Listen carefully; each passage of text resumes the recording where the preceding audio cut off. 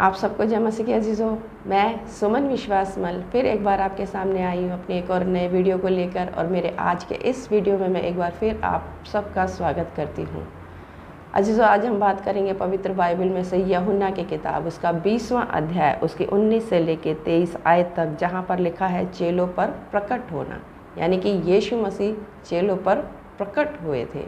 अजीज़ों, इससे पहले हमने बात करी थी कि 3 स्त्रियों के बारे में, कि वो जो 3 स्त्रियां थी वो यीशु मसीह की देह के ऊपर इत्र मलना चाहती थी, और इसके लिए वो बड़ी भोर को निकलकर यीशु मसीह की कब्र पर आई, और वहाँ पर उन्हें एक फरिश्ता मिला, और उस फरिश्ते ने उनसे कहा कि यीशु जी उठा है और जाओ चेलों को बताओ। और फरिश्ते की बात को सुनकर स्त्रियां घबरा गई और वो बहुत ज़्यादा डर गई और कांपने लगी। जिनमें से 2 स्त्रियां इतनी ज़्यादा डर गई थी कि वो वापस चली गई, लेकिन मरियम मगदलिनी अभी तक वहीं खड़ी थी।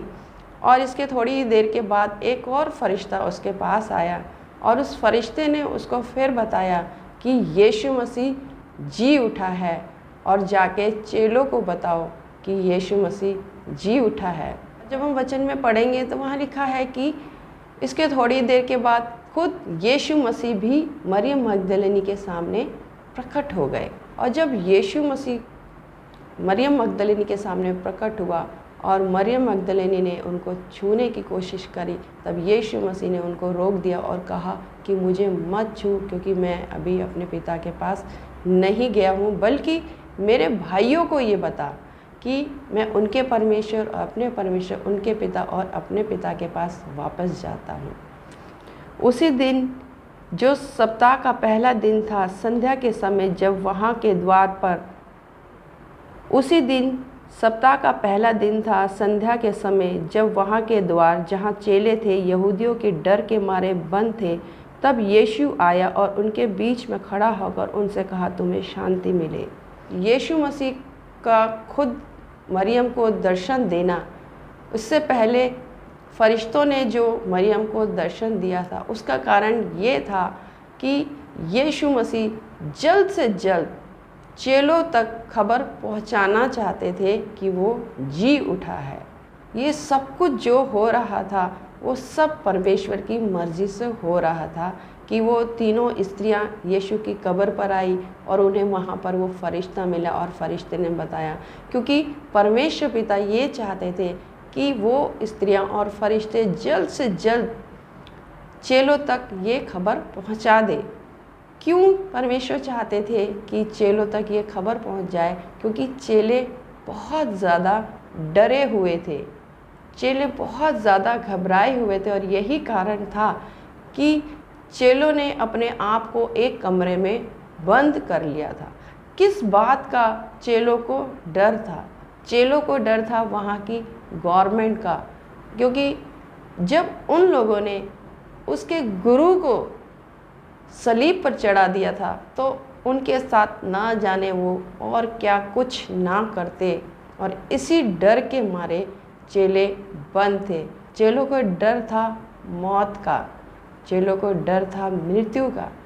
चेलों को मृत्यु का डर इसलिए था क्योंकि अभी तक चेलों ने मृत्यु को नहीं हराया था, मृत्यु को हराया था सिर्फ यीशु मसीह ने। और यही कारण था कि यीशु मसीह सलीब पर जब चढ़े हुए थे तो अंत तक वो मृत्यु से नहीं डरे, और यीशु मसीह जी उठकर मृत्यु के ऊपर जयवंत हो गए। लेकिन चेले अभी ये सब नहीं जानते थे, क्योंकि चेलों की समझ खुद परमेश्वर ने बंद करी हुई थी। सब कुछ उनके सामने हो रहा था, गतसमनी बाग से लेकर सलीब पर यीशु की मृत्यु तक सब कुछ उनके सामने हो रहा था, लेकिन फिर भी चेले कुछ भी समझ नहीं पा रहे थे।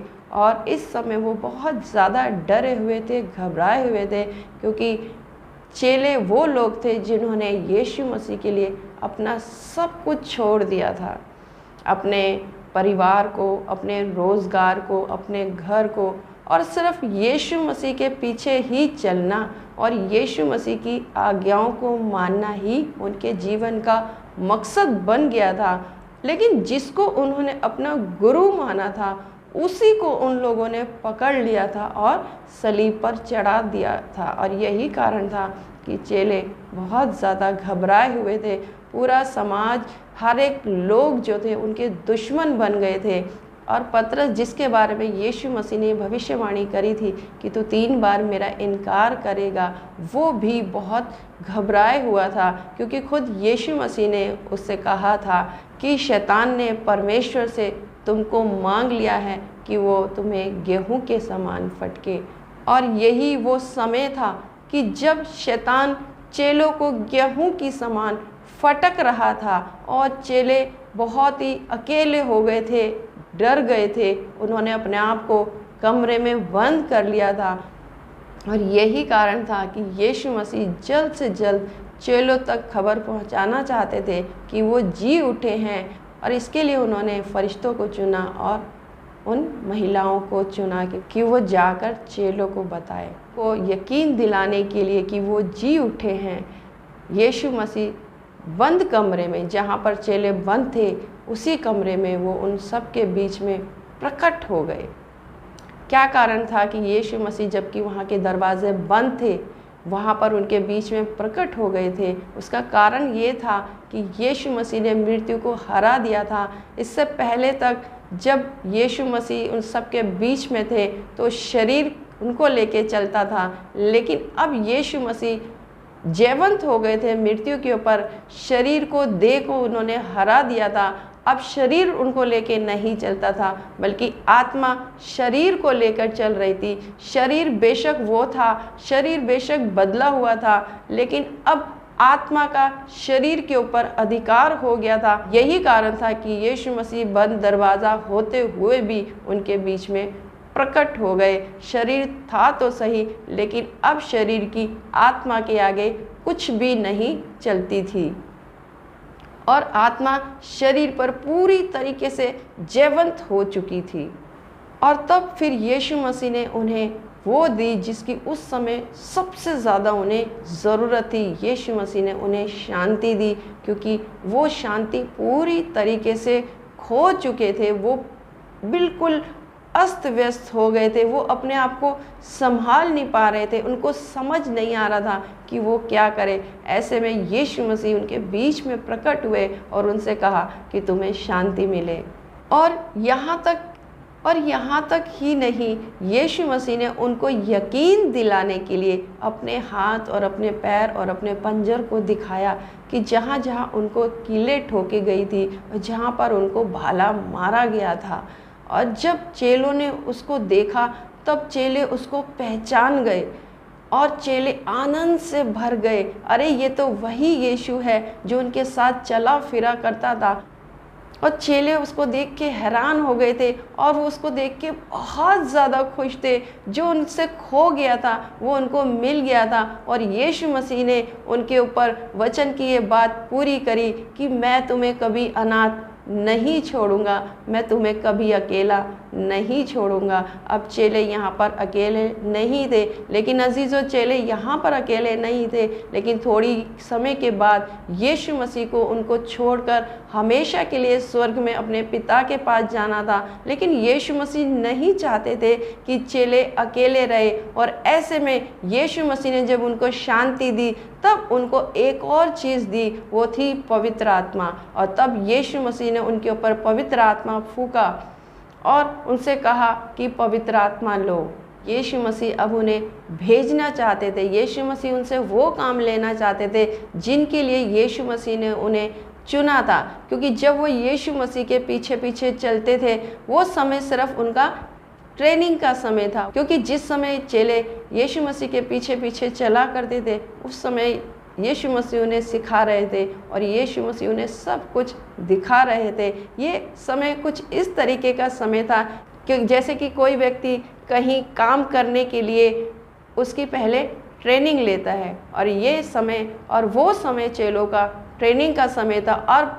और अब ये समय था जब चेलों की ट्रेनिंग पूरी हो चुकी थी। अब चेलों का समय था कि वो काम करे जिसके लिए यीशु मसीह ने उनको चुना था।